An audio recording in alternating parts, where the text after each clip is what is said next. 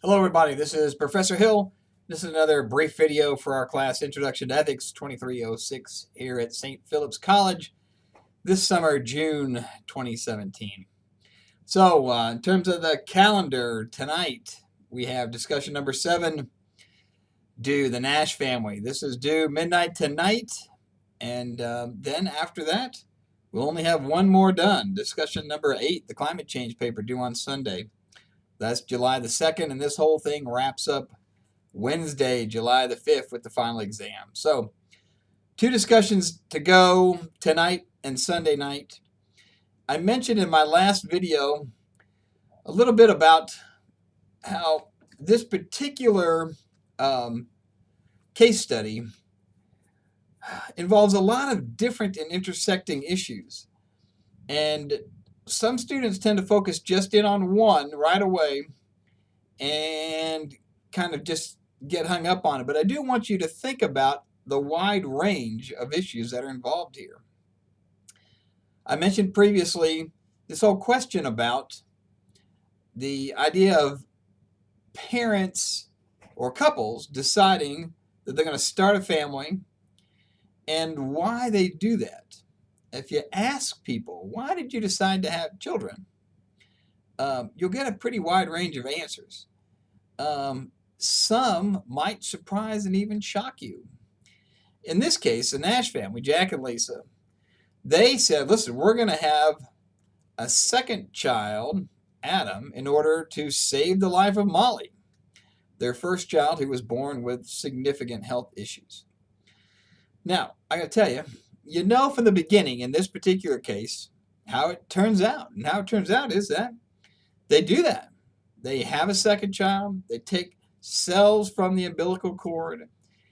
They use this for therapy with Molly, and it works. They save Molly's life, and they're very happy with the outcome. But boy, it does involve a lot of difficult ethical issues. Not least of which is, and some students have mentioned this in their responses, the moral questions raised by the pre-implantation genetic diagnosis and testing. This is PGD for short. This is the process that was used in order to select out the fertilized cell to be implanted in Lisa. And it was pre-screened to make sure that it was not only didn't have the other health issues of the older sister, but in this case to also be a match, a tissue match for Molly so that they could do this transplant. Now that type of testing and selection raises all kinds of issues, and not least of which is the one I want to talk about right now, which is it's essential for you, I think, when dealing with this particular question to answer, at least for yourself, the notion of when does human personhood begin? Does it begin at conception? Does it begin at some point after that? How do we know when it begins? And if you put this onto the sliding scale that is the process, how do you find that marker? Now we need to know that not only for this class, but for all kinds of public policy issues. And it's a complicated, difficult subject, not because we don't know the science. We know the science. The science is there. It's clear. We know every step of the way. And just for this case, I want to make sure we're clear about this. In a laboratory, they're taking sperm from Jack, a cell from Lisa.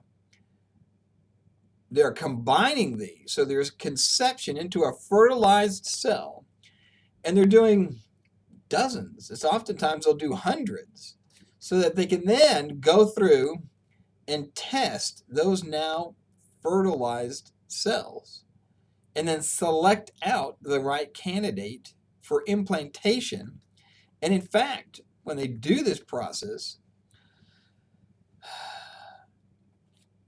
a lot of times they'll implant because, again, it's difficult, expensive, doesn't always work. They don't want to, they've learned the hard way that if you just implant one and then there's problems, you're starting the whole cycle again. It's time, it's money. And in this case, believe me, time was a factor. Molly was getting sicker and sicker.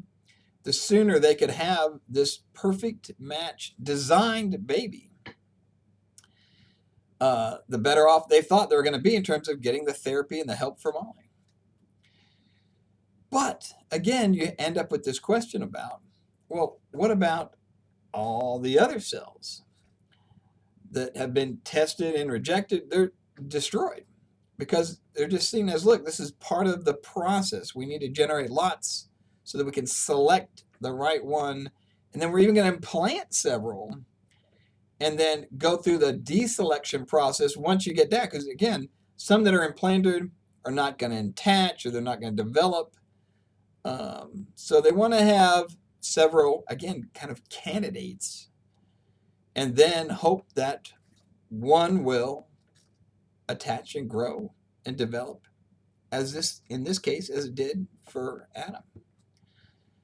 Now, you can see obviously that, look, if you believe that life does not begin at conception, then you've got no problem with this process at all. You're like, look, no, it's fine. They're trying to create life. They're trying to save Molly. And in this case, that's exactly what happened, and it worked. But of course, if you do believe that life begins at conception, well, then you've got all kinds of problems with this. But there's implications on both sides of that fence in terms of public policy, in terms of the moral decisions that we're wrestling with in this particular case. And so I want you to at least come to grips with that. You got to make a decision about that. It will impact your answer, no doubt about it. And as with everything in this class, if you take a stance, you got to give some reasons why. You have to explore within yourself at least.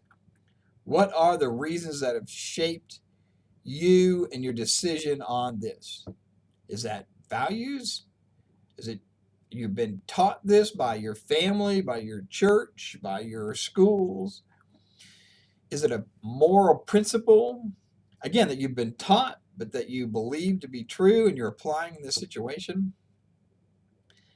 Obviously, there are big, deep, difficult issues in the Nash family case. That's what I want you. Don't just focus in on one and then answer that and think you're off. I do want you to spend some time thinking about it, and think about it in light of our book, Doing Ethics by Louis Vaughn, Chapter 7 on virtue ethics.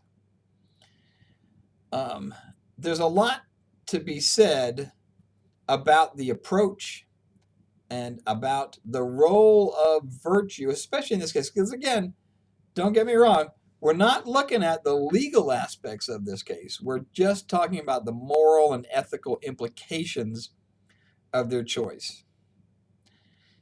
And again, I think a lot of people start with, they're happy it worked. They're thrilled for the Nash family. They were able to save Molly's life.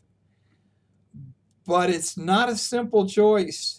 It was not a clear-cut solution just because it worked, because it did raise this whole host of other issues. So build that in. Like I said, we have this assignment due tonight. It is indeed Thursday, the 29th. Got till midnight tonight. And then make sure you finish reading. Now, Chapter 7 is going to be the end of the reading we do in our book, Doing Ethics. That'll get us, again, that's the preparation we need for the Sunday night question, which is about the whole climate change problem in the paper. And again, make sure that you're looking at that final exam. It's posted. You can do the whole thing now. Just make sure that you don't get caught, flat-footed at the beginning of next week, trying to do it all and rush to meet our Wednesday deadline, Wednesday, July the 5th. If you have any questions, of course, you can send me emails. You can call me. I've been in touch with students. I've had some even have come by the office, which has been great. You're always welcome. And if I can be of any help at all, let me know. But for now, this is Professor Hill signing out. Look forward to talking to you tomorrow on the other side of this question, the Nash family problem. Take care. Bye-bye.